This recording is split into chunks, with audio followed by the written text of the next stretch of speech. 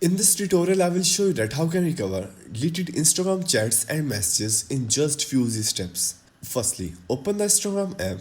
Now go to your profile by tapping on the icon in the bottom right corner. After that, tap on the three-line menu in the right top corner. From the menu, tap on Account Center. You will see page like this. Scroll down and tap on your information and permissions. Next, tap on Export your information. After that, select Create Export. Now, choose your profile and then choose where you want to export the data. Select Export to Device. Scroll down and tap to continue. After that, you will be asked to verify your security. Re-enter your Instagram password and tap continue. Once your password is confirmed, Instagram will start preparing your information for download. This may take some time. Instagram will notify you when your data is ready. When you receive the notification, open your Instagram account again and tap on the download option.